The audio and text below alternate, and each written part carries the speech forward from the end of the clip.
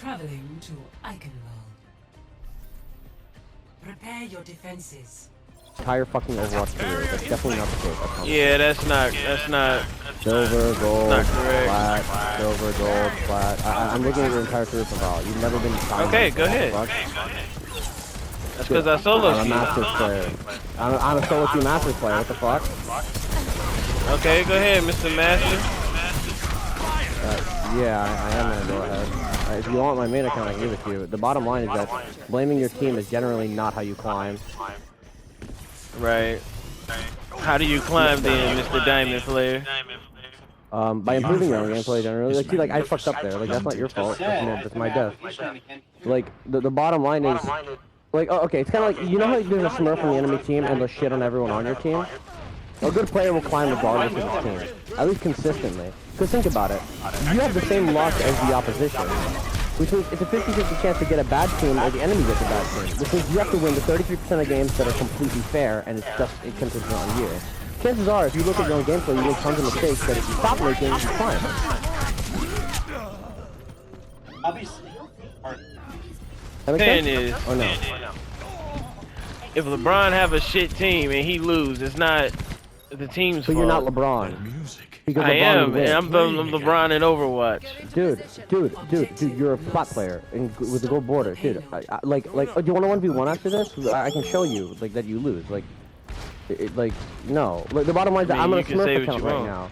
I know. Dude, this is a Smurf. Okay, I'm on a Smurf account right now. It's a Smurf account. You can say You all know of what that means? but- No, you know that means I was able to get my account to your rank immediately. It's extremely easy. You're just not doing well. Like, you might think it's all your team's fault. That's not true, because statistically, that's fucking impossible. What are the odds? Are you really talking? You really saying it like you've been playing with me this whole time? Dude, no, I'm saying it like, okay, mathematically, what are the odds that every single game you're in, your team is bad and the enemy team isn't? Like, what? That doesn't make any sense. Statistically speaking, right? 50%. You sound like Orisa right now. I sound like Orisa? Just because I said statistically speaking? Okay, dude, look, like, you know there's videos on this that explains pretty well. Once again, it's a 33-33 rule. Okay, man, I'm just bad, bro. Yeah, gold border, go. Well, yeah. it's not that you're okay. It's not that you're bad, right? Generally, gold is for the average. If you're in flat, technically you're above average, right? But the thing is, blaming your team is not how you're gonna climb. Like, because the truth is that a Smurf. Have you ever fought in a Smurf? Have you ever fought in like a Smurf on the enemy team? You know how shitty that feels? Yeah, man. So just hear me out. Have you ever fought in someone on the enemy team? Yeah, man. And you notice that they just kill everyone. That's because you're a rank above. Generally, with time, you have to be a rank above. Right now, you are genuinely a plat player. You're not a diamond player. You don't deserve to be diamond. You are a plat player. And when you get better, you will eventually go to diamond. That is how that works. Yeah, man. Yeah, man. I mean, if the math doesn't check out. Yeah, the math is, your math is mathing. What? See, like, what I just did right there is what makes, like, you see that? Like, Yeah, that's a diamond play. I know, man. I could never do no shit like that. I'm not a diamond player. I'm a master. I'm not saying you never could. I'm saying you definitely could if you stop blaming your team and focus on just winning. Yes, sir. All right. Okay. And don't get me wrong, I know some of you don't suck, and some things are out of your control, like whether you have a lever or you have bad teammates. But the enemy team has levers too, and they have bad teammates too. So it's just about doing what you can control and winning off of that. That's why you'll see even the best players have like a 56% win rate or a 60% win rate. It's just a little bit more than half of the games, and you'll climb. Yep. All good. Yes, sir.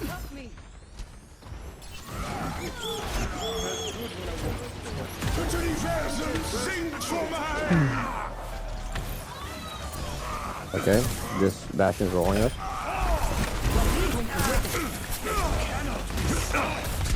Let's see.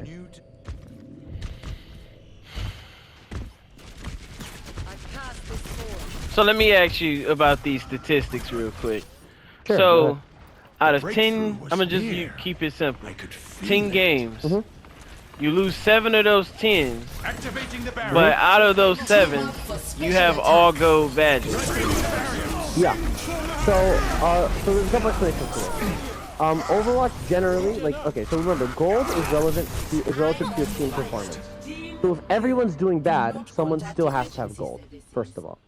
Secondly, sometimes you're doing what's called trash damage. Trash damage is when you're damaging the enemy team, right? But that damage is getting healed up. And elims would just correspond to tagging someone that dies, right? Someone on the enemy team obviously has gold too. So that's not really relevant. Medals generally don't matter. That's why they're removing them in Overwatch 2.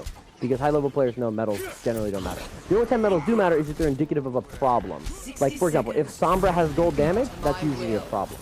Because she does very little damage as a hero. Do you understand? So you play Sig. Sig does a very high amount of damage. He does 120 per shot, I believe. So that's like close to what Junkrat does. You're gonna have gold damage a lot of the games, whether you're playing well or not. That's the first thing. The second thing is Overwatch is about killing people at the right time. If you were to kill only one person every single fight, you would win every game, basically. Because what would happen is, you'd basically be putting your team into a 65 over and over again. It's almost as they had to leave her. So like, for example, like right now I just died. That's pretty shitty, right? If I die at a worse time, we're gonna lose. Just one death is enough to ruin everything. I could play a near perfect game, but if I make like one mistake, or like if I get one really good pulse bomb, like see like that Kree dying, like he just fucking wasted his ult, right? So he could have gold damage on the team right now, but they very well could have lost because of his move right there. So it's not about how many kills you get, it's about when you get those kills. Like I'm playing Tracer right now, right? Like, you know that triple pulse bomb that I got? That helped us a lot, but yet I don't have any fucking metal right now, and we're still winning, right? Because that's just the nature of the game. I have 42% weapon accuracy, like it's just how it works. Some heroes don't get gold damage. It's about impact per fight. You understand? Something that really helps me is breaking down time into 30-minute intervals, because down here especially, people take about 30 minutes to regroup and push. So if you see 2 minutes on the clock, how many fights is that? That's 4 fights, right? So you know you have to win 4 fights in a row, right? And so on. So yeah. But yeah, like don't get me wrong. Like let's say you play 10 games and you lose 7 of them, and 7 of them are genuinely not your fault, right? The question would be, A, could you have carried? Probably yes, because we know that if a better player, like a top 100 player or something, were in that match, they would have carried. So we already know that it is possible to carry anything, right? But with practicality's sake, for practicality's sake, we're going to assume you can't do that. That's fine, right? You still, just remember, focus on the wins that you can actually impact.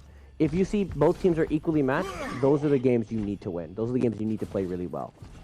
And if you make little mistakes, that's going to cost you the game, and then you're not going to climb. You're just going to hit a 50-50 win rate, and that's what keeps people in plat.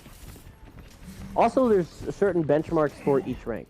So gold players tend to be extremely bad at ult combination and ult usage. They click Y, they hear one person click Y, and they all click Y at the same time, right? You likely got past that, which is why you're in plat right now, right? Plat players generally play too safe. They struggle with missing plays. They struggle with making plays because they're too afraid to die, right? Which means you're going to be missing a lot of opportunities and value, and in a game where there's so many smurfs and stuff, the enemy's going to be taking that value from you. You understand?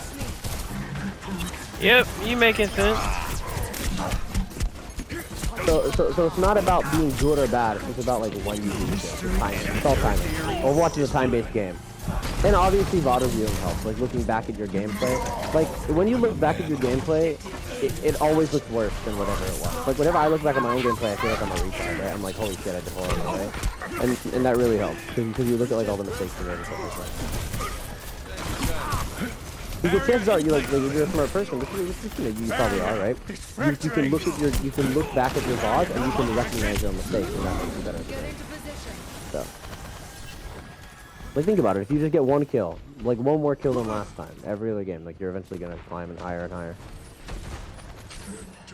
Like right now I'm pushing cart, but I really shouldn't. Like right now I shouldn't be the one pushing cart. But okay, I'm gonna try to get this Zen. And if okay, Kree behind me.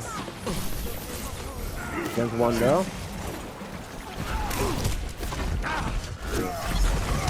Yeah, like our whole team's dead, but this might still be potentially doable. Their Rhine's really, really low. Like, super